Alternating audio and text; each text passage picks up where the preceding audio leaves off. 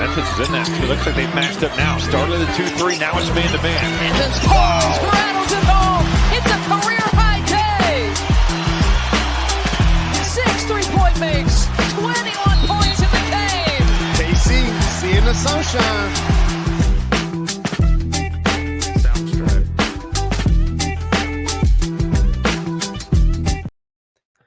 All right, hello everyone. Welcome back to Basketball in the Mountains. This is episode 12, the second edition, NCAA Tournament edition. You're back live from my hotel room in Seattle that has the worst lighting possible, but it is what it is.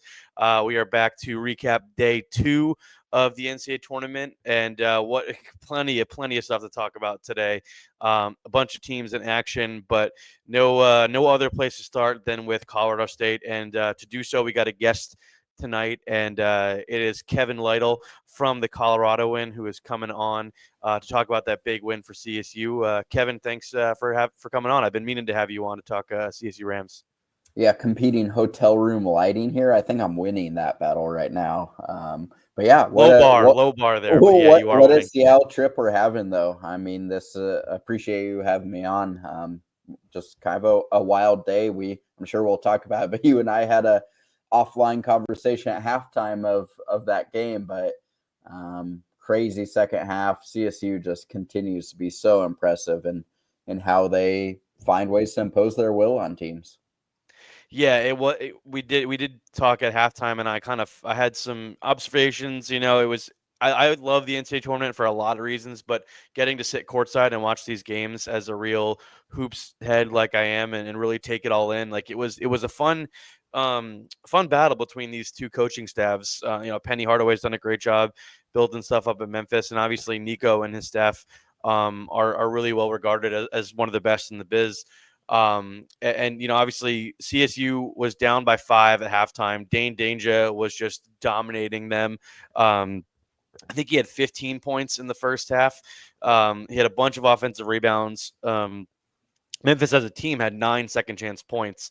And it just felt like a very familiar script in terms of what has plagued CSU the last couple of years in these NCAA tournament games, whether it's, whether it was Michigan a couple years ago or Texas last year. It was just like size and physicality has been the thing that has doomed CSU in these national NCAA tournament games.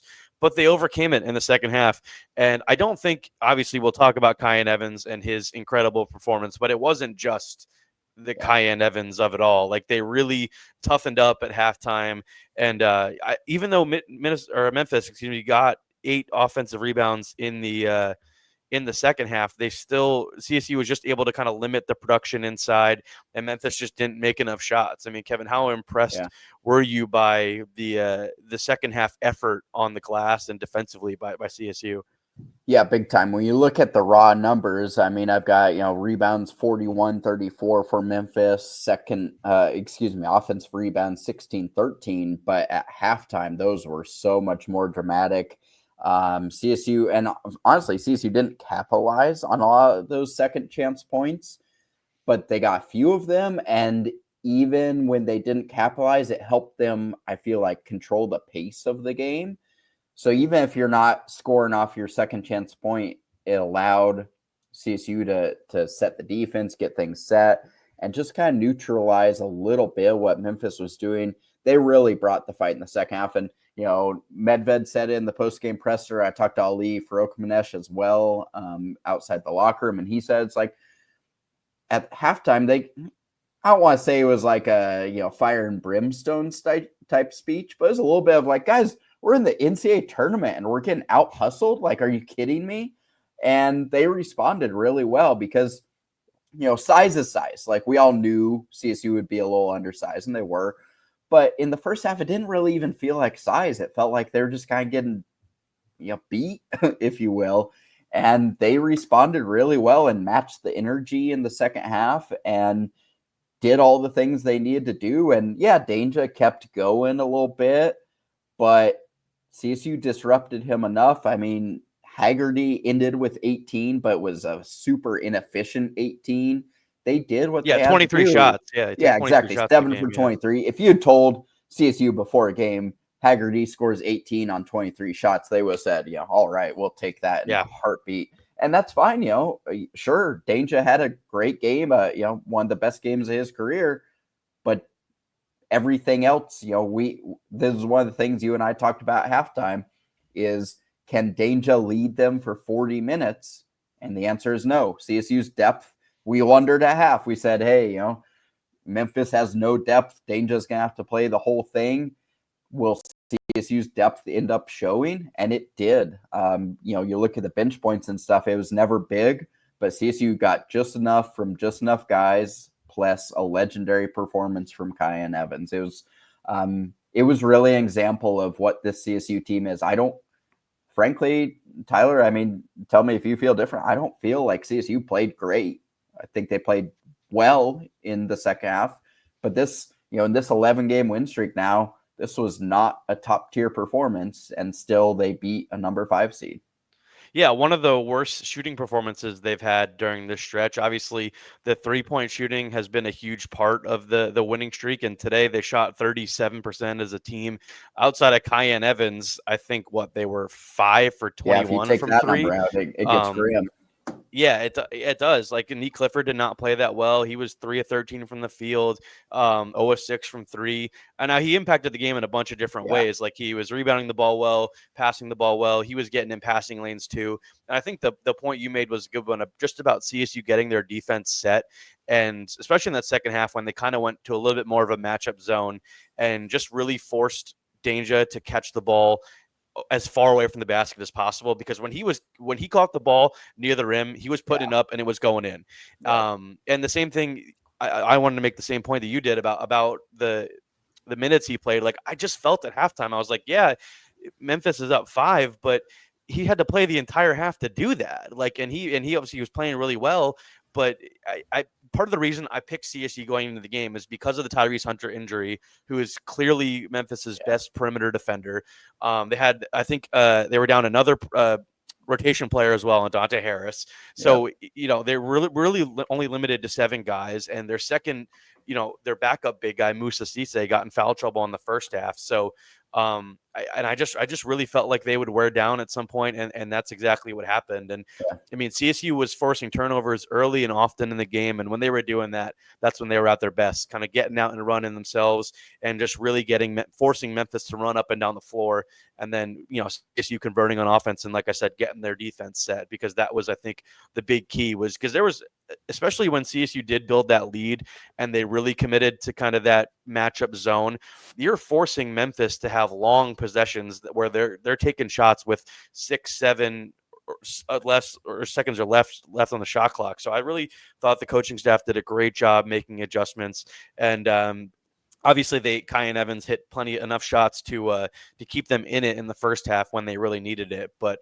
I guess we should transition and talk about Kyan, just because it's been so impressive to watch him all season long. We were talking about this after the game off air as well, like just how much of a struggle it was for him at the beginning of the season. Like, he shot 19% from 3 in the first month of the season, November, and since then he's at 47% from 3 since December 1st, and in March now, in 6 games, he is almost 60% from 3, which is just an incredible number. What has impressed you so much about watching Kyan? Just because, we were so spoiled the last couple of years watching Isaiah Stevens, probably the best player in program history, and now Kyan Evans steps into those massive shoes, and by the end of his sophomore season, looks like a future star in his own right. Yeah, I think it's an intangible thing, but I think one of the things I appreciate most about Kyan's game is, I'll keep this PG for the show, but he has that FU, I don't know if that's PG, but the FU in his game.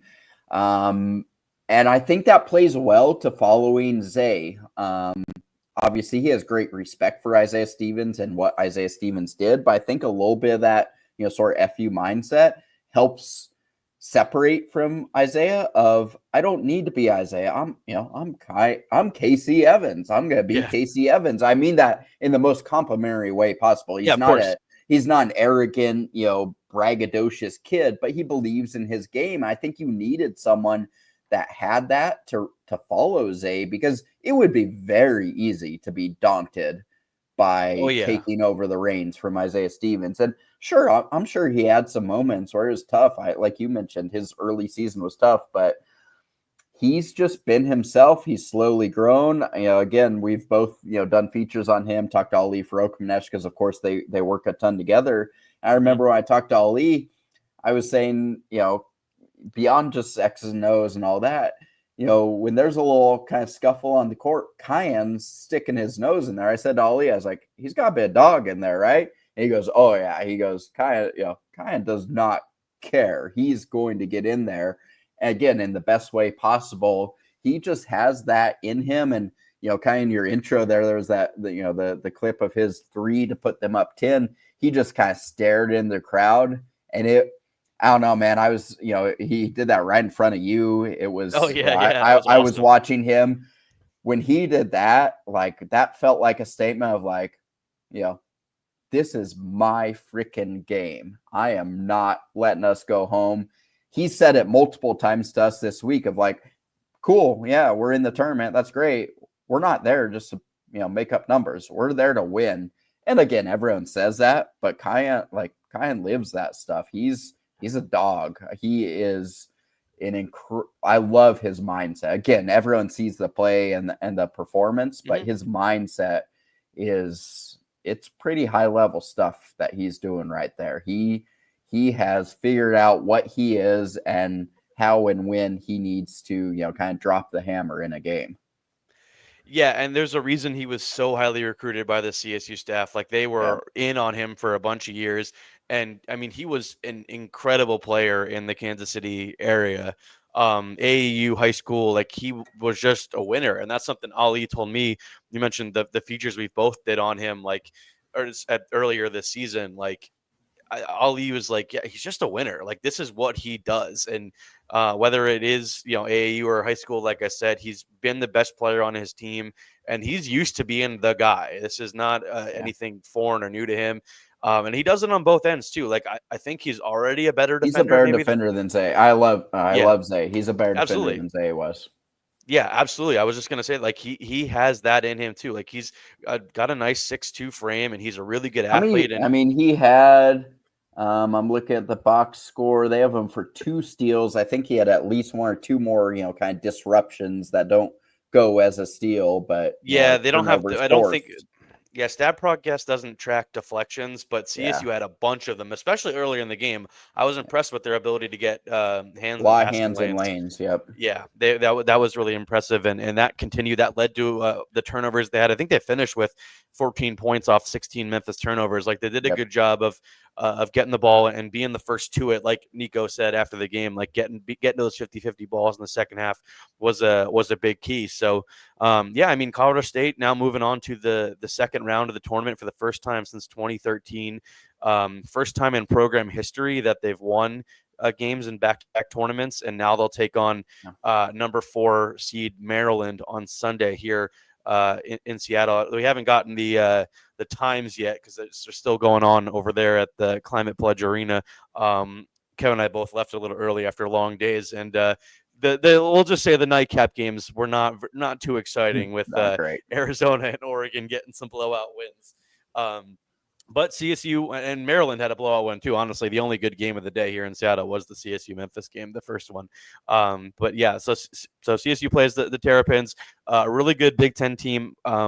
Neither of us really got to watch that game because we were so busy getting work done, and it starts pretty quickly after the CSU game. But Kevin, what's kind of your early impressions of maybe reading a little bit about this Maryland team, or anything you've watched at all of them this year?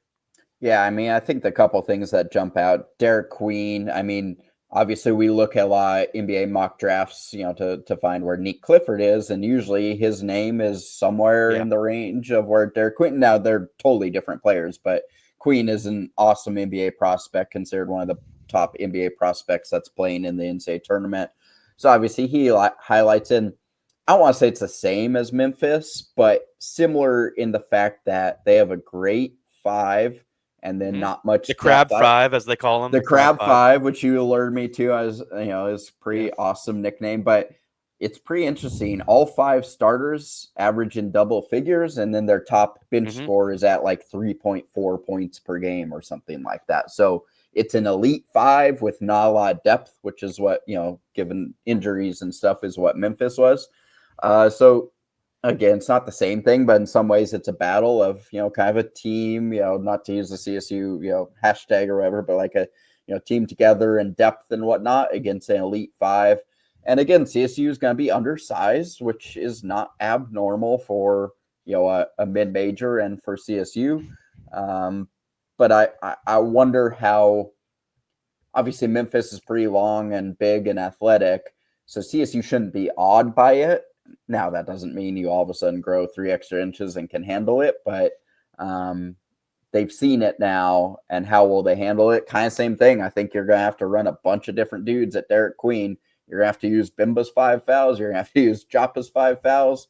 Kyle Jorgensen had a couple moments today. You're going to need him. So, all hands on deck once again. I think the best thing, if you're a CSU fan, like I said earlier, I don't feel like the Rams played an elite game. They played decent, but they didn't play great. So if you're a CSU fan, there's more in the tank that can come. Yeah, I mean, Nick Clifford has been awesome throughout this winning streak, but today was one of the worst games he's had it during the last month or two. You just kind of look at him averaging like 25 points per game in the Mountain West tournament. He wasn't near that level today, and I think you're gonna need that on Sunday for sure. Yeah. Like, I don't think you're gonna get by. He's 3 of 13. I don't know that you win if he's 3 of 13 again. Yeah, I would highly doubt that. Just with, obviously, like you said, Maryland does not have very good depth. And if you are able to get them in foul trouble, which they were in a little bit today, that one of their starters, Sultan Miguel, had finished with 4 fouls. I think Julian Reese had 3 fouls at one point. But if you are able to get them in foul trouble, then things can go in your favor. So that maybe could mean, maybe Rashawn Bemba is as more important, or Jalen Crocker Johnson, just taking advantage of mismatches or anything you could do to get points in the paint and force Maryland to foul you. And I think Nick will be a big part of that as well. The one thing about Derek Queen, who they do call Baby Jokic, that is, I mean, it's very much cliche. CSU has one of those in Kyle Jorgensen. I was going to say, any a versatile skill set big around the country, whether it's high school, college, gets the Baby Jokic moniker. But Derek Queen is about as close as you're going to get to that in college basketball. Not a great defender, I will say that. Maryland as a team is a very good defensive team. I think they're like 6th in the country in KenPom in defensive efficiency. But that's not because Derek Queen is an elite rim protector. Obviously he's a very good skilled rebounder. He's a good passer. And he really kind of, I mean this as a compliment, because he was a very, very good college player, but he does remind me a little bit of Jaleel Okafor, the former Duke star who, led them to the national championship a decade ago. He does remind me of him a little bit, but it will be interesting to see how CSU handles some of the size, because Julian Reese, who is their plays the 4 for them, is actually Angel Reese's younger brother, I didn't know that. which is an interesting thing there. But yeah, they those two guys are really long in the front court, and then Jacoby Gillespie and Rodney Rice are 2 really, really experienced and talented guards that they rely on as well. So it will be a challenge. Like, Maryland is a 4 seed for a reason.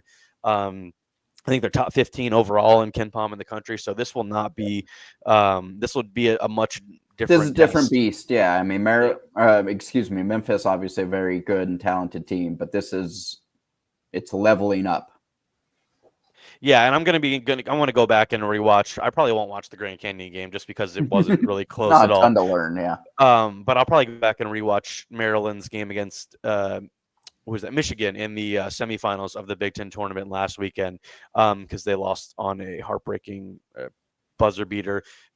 I talked about this earlier, but Michigan ran the length of the floor to get a game-winning layup at the end of that one. So I'll go back and rewatch that one to get a little bit more of a sense of this Maryland team, who, like I said, it really is all about that crab 5. The starting 5 is what you got to worry about. That is a good coaching staff over there in Kevin Willard and his group, but I think Nico Medved and his staff will get CSU ready for this game. And like we both said, like, I really do think they're going to need one of those Nick Clifford games if they're going to get to the Sweet 16, which they haven't done since, I think, 1969 was the last time Yeah, the only time yeah. that happened. And no knock on that team, but a very different era of college Oh yeah, basketball. I mean, there's I was talking to some CSU fans today about sort of the Mount Rushmore of CSU sports wins in history, and this is in that upper tier. And now, cliche and all that, but a little bit CSU's playing with house money. I think CSU fans really wanted this one. If this is, if we're moving toward the end of the Medved era, getting a tournament win to go with the Mountain West tournament win, makes this a really, really special March. And now, yeah, if CSU gets another, it's, holy cow, best season in program history, probably. So, I feel like it's a team that probably feels pretty loose heading into the weekend. Because, like I say, they're probably sitting in their hotel right now being like, guys, we weren't that good today and we won. So let's pick it up a notch. yeah. I think that's a good point, and I do think this is probably upcoming on Sunday, even if it may be the last one, the biggest game of the Medved era, just because they haven't been in this spot under him, despite making the tournament 3 of the last 4 years. Now they haven't gotten to the second round under him, and this is just a massive chance, like you said, for this team as a whole to cement itself as maybe the best, or easily one of the best. Already is one of the best in program history, but maybe top 3, top 2, maybe even the best if they're able to get a big win over Maryland on Sunday. So I'll transition to the other topics you want to hit on the show today. And Kevin, just because you've watched this team a lot this year, you cover the Mountain West very heavily. New Mexico gets a big 75-66 win over Marquette, 7 seed in Cleveland, and really nice day for the Mountain West. Obviously, there was not looking pretty with San Diego State getting blown out by UNC and Dayton, and then we were at a bar last night here in Seattle watching Utah State get beat pretty bad by UCLA, and then the conference responds today with CSU and New Mexico each getting a big win, which is a big deal for as double-digit seeds for the conference to get 2 teams onto the round of 32. Totally. I mean, I always feel like the conference debate, if you will, during the NCAA tournament gets overblown because a lot of it's just random matchup based and it doesn't actually teach you that much about conference. But optics do matter, and if a conference continues to have teams get whipped, it hurts your just public perception. Obviously, like you say, how that happened with San Diego State and then Utah State. Mountain West needed some, and then now when you get a Colorado State and New Mexico win, that really balances everything out. Obviously, if you're the Mountain West, you would love for one or both of them to win again, but really that neutralizes a lot of the negativity. And a very successful day. I mean, for 2 double-digit seeds to win, I know talking to coaches around the league, the beef with them and the selection committee hasn't been how many teams from the Mountain West get in. It's been the seeding, because sure, if you should be a 7 and you get a 9, or you should be a 6 and you get an 8, you're less likely to win games. So it's been more seeding that Mountain West coaches have been mad about. So a good way to answer that is have a couple double-digit seed teams win games. So, really good day for Mountain West and CSU and New Mexico winning. And, I'm glad New Mexico won. I think, again, just watching them a lot, eye test, they're at minimum second-round tournament type of team. So I'm glad that they're there. Frankly, I think everyone's kind of where they probably should be. San Diego State was not that good this year. So, relative terms for what they often are. So I think where they finish is probably about accurate. The one team obviously with some beef is Boise State, but having 2 teams playing in the weekend is probably accurate for what this Mountain West season is. Yeah, it obviously wasn't the league it was last year with 6 bids. That kind of came to a head last seeding with a bunch of schools having plenty of beef with where they were sent, with CSU having to go to Dayton, and then some of the seeding with the other schools. But New Mexico really showed up today after last year. I thought they were a potential Sweet 16, Elite 8 team. I think they were a 10 seed as well last year, but I felt like they had a good draw, and they just ended up, I think they got beat pretty bad by Clemson last year, if I remember correctly. And today they kind of owned it. I mean,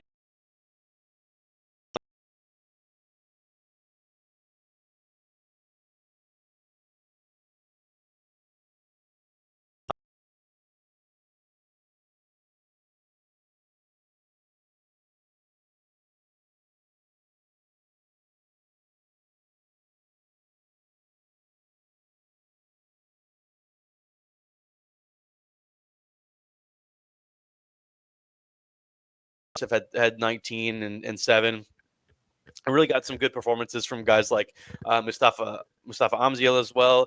Borovichinen hit some big shots down the stretch as well, and True Washington was his typical havoc on the main kind of maniac on the defensive end, and they were able to pull away for the win. So that was, like I said, a really good, like you said, Kevin, a really good result for New Mexico, and it felt like they deserved to be around a 32 team with how good they were this year. They've got the high-end talent with Dent and Nelly Jr. Joseph. They were the best team during the regular season in the Mountain West, and it is cool to have both New Mexico and CSU getting the chance to play on Sunday. And I haven't seen the final score, but I think Michigan State was pulling away from Bryant, and that's who New Mexico will get on Sunday in Cleveland. That'll be an interesting game. Like, I do like this Michigan State team. Jace Richardson is a guy who I'm going to be talking a lot in the lead up to the NBA draft, just because he's really rising up draft boards and has continued to impress in a larger role. But it's a typical Tom Izzo team. Like, there aren't a ton of stars. They just play really hard, play really good defense, and they were the best team in the Big Ten during the regular season. So, but I don't think that game is out of reach for New Mexico by any means. I do feel like they could have a chance to get past Michigan State and get into the Sweet 16.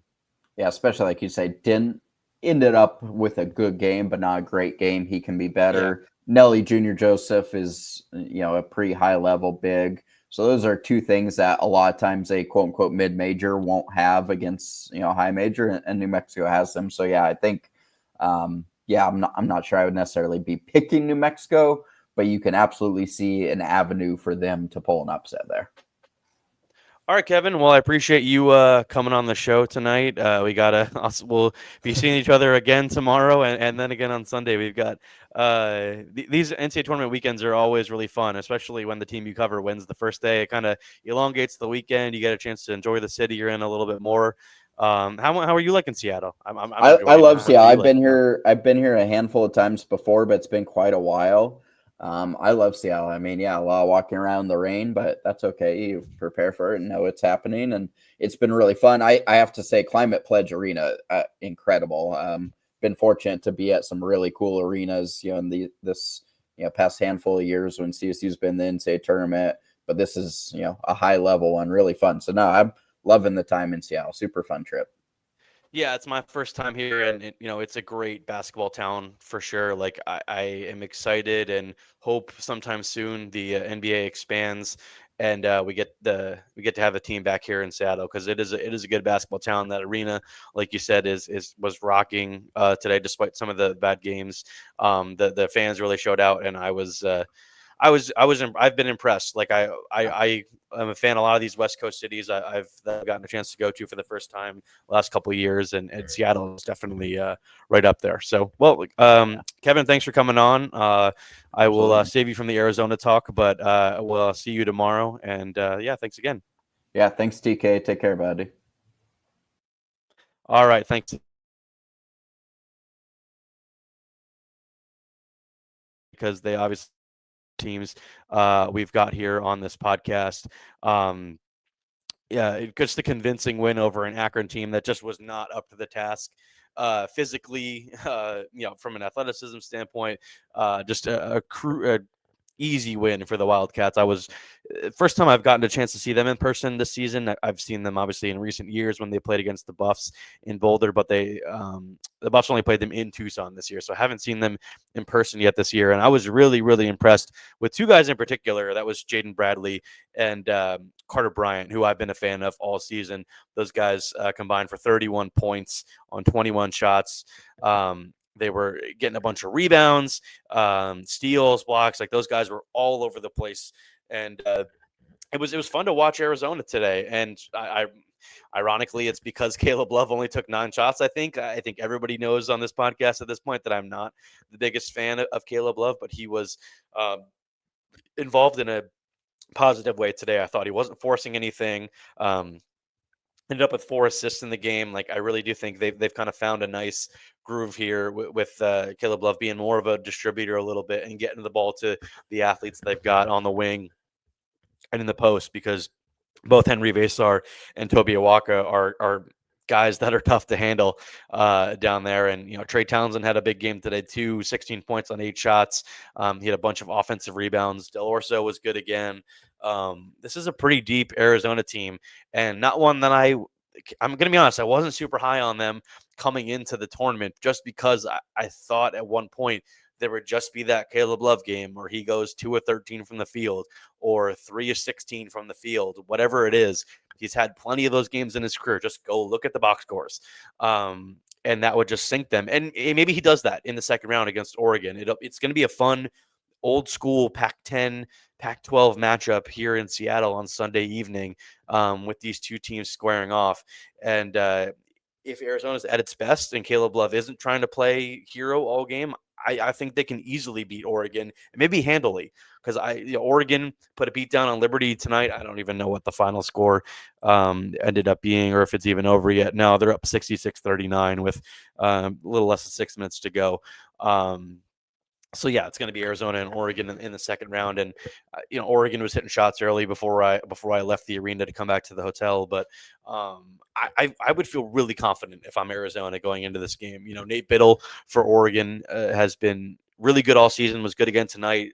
But you've got good answers in Owaka and Vesar, who is just so impressive all season long for them, and doing everything they need him to do, whether it's on the glass, being aggressive to the hoop as a role guy.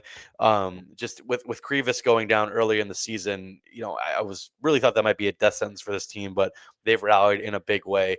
Tommy Lloyd is obviously one of the best coaches in the country, and he's put together a really, really good athletic, strong physical roster. Like, these dudes, when you just watch them in person, like I was sitting courtside for that game earlier, are impressive to watch. And they are a lot for a team like Akron to handle, as it proved to be tonight.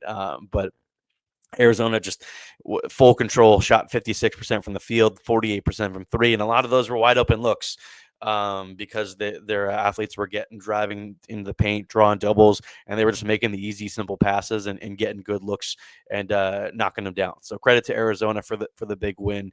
The only other team I wanted to mention was Grand Canyon.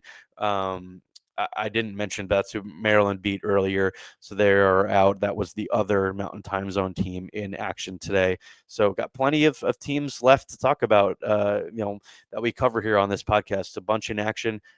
Tomorrow, BYU takes on Wisconsin in Denver, so that'll be a fun game to watch at Ball Arena. If you're in the Denver area and you're going, have a good time, because I think that's going to be an awesome game. And then you got Texas A&M and Michigan as well tomorrow in Denver, so a good slate of games there. And then on Sunday, I'm still going to be here in Seattle for CSU against Maryland, and then Arizona against Oregon. Will be full coverage from both those games. You can go to denvergazette.com right now to read everything I wrote after today's game. Obviously wrote a big story about Kyan Evans and just kind of his growth and him seizing the moment with his big game today. And then a little bit of notebook with some stuff in there. Jalen Lake, shout out to him. He became the first CSU player to appear in 3 separate NCAA tournaments as a member of the Rams. So that was a cool milestone for him. And he's obviously a guy that deserves it, with playing his entire career at CSU and been a part of some of the best teams in team history. So just a winner, Jalen Lake has become. So that was cool that he gets to have that honor. So make sure to go to check out all my coverage, like I said, at denvergazette.com. It'll be in our e-edition tomorrow. And all my colleagues over there will have so much coverage from Ball Arena as well. They're killing it with the stories. They're finding great angles on all the teams, especially BYU, obviously, who we talk about a lot on this podcast. It's a fun group, and they're doing things a different way, but I think they are the future of college basketball with the NBA-style program Kevin Young is running there, and all the talent he's bringing in. Like, I think this is just the start of something for BYU, and I wouldn't be surprised if they take down Wisconsin on Saturday and are able to get to the Sweet 16, because this team's been rolling lately. They, like we talked about last night, had a really impressive win over VCU. That was a popular upset pick, and I thought a tough draw for BYU, but they were able to get the job done, and now they get to play a former Ram in John Tonje in Wisconsin with the berth to the Sweet 16 on the line. So a lot of great action coming in the second round on Saturday and Sunday. Wanted to get this quick episode up to recap an epic win for the Rams, one of the biggest, maybe the biggest of the Nico Medved era for sure, even if that era could be coming to an end sometime soon, whenever the season does end. This was a special day, and I don't think one that Rams fans will or should forget for a long time, because that was a heck of a performance. And shout out to all the Ram fans too here in Seattle. It was a good crowd. I mean, of course, it was going to be loud for me because the Ram fan section was directly behind where I was sitting on press row. But they were loud, and they showed up, and they had a great time, because that was a impressive second half performance, and just continuing this ride for this team with 11 straight wins, Mountain West Tournament championship, and now they're on one of the 32 teams left in the NCAA tournament. And despite me and Kevin talking about how good Maryland is and how tough of a matchup that is going to be on Sunday here in Seattle, I'm not going to doubt the Rams, and I wouldn't be surprised if they're able to pull out a win. And I got like Nick Clifford has one of those games that he's had multiple times, down the stretch here, and is able to lead them to a win. I'm not putting that past them. This team has been that good and that fun to watch and that fun to cover, to be honest. Like this is one of the reasons I started this podcast, to talk about teams like CSU and the people they've got in the program, and just the fun story that they've continued to be. So appreciate everybody listening. As you can see down there on the ticker below, if you're watching this on YouTube, go to subscribe on Apple, Spotify, rate the podcast, leave a comment. All of that is super helpful for me. I would love to hear feedback about what you guys want to hear, who you guys want to hear from on the show, who you want me to talk about more or less of, et cetera, et cetera. But appreciate everybody for listening. Like I said, go rate, review, subscribe, either on Apple, Spotify, YouTube, whatever. All of it is super appreciative. So thanks everyone for listening, and enjoy the weekend of basketball.